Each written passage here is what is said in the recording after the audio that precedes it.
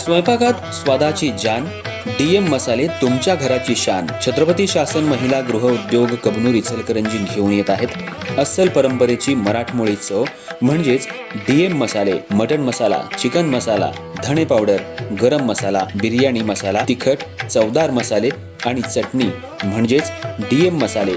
तर आजच आपल्या जेवणाची रंगत वाढवण्यासाठी केमिकल विरहित डीएम मसाले, गृहिणींच्या मनातले मसाले आणि चटणी अवश्य वापरा. डीएम मसाले महिला बचत गटाद्वारे करणारे स्वच्छ माफक दरामध्ये म्हणजेच डीएम मसाले. संपर्क दिव्याताई मगदूम, मोबाईल 91 30 80 22 55.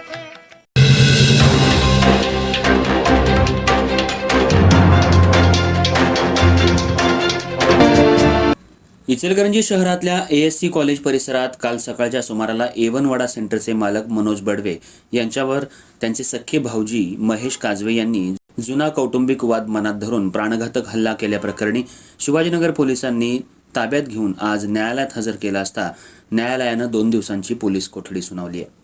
मनोज बडवे हे नेहमीप्रमाणे सकाळच्या सुमाराला आपलं दुकान उघडत होते. त्याचवेळी महेश काजवे हे अचानक तिथं आले आणि कोणतीही पूर्वसूचना न देता मनोज बडवे यांच्या डोक्यावर लाकडी माऱ्यानं जोरदार वार केला. या हल्ल्यात मनोज बडवे गंभीर जखमी झाले.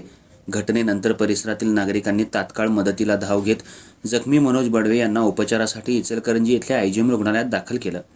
घटनेची माहिती मिळताच शिवाजीनगर पोलीस ठाण्याचे अधिकारी आणि कर्मचारी तातडीनं घटनास्थळी दाखल झाले. त्यांनी पंचनामा करून पाहणी केली.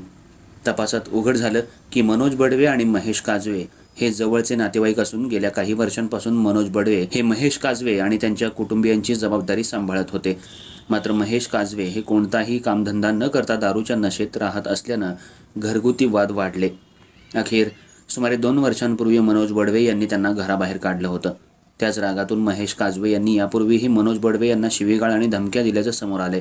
हल्ल्यानंतर संतप्त नागरिकांनी महेश काजवे यांना पकडण्याचा प्रयत्न केला, मात्र त्यांनी गोंधळ घालत घटनास्थळावरून पलायन केलं.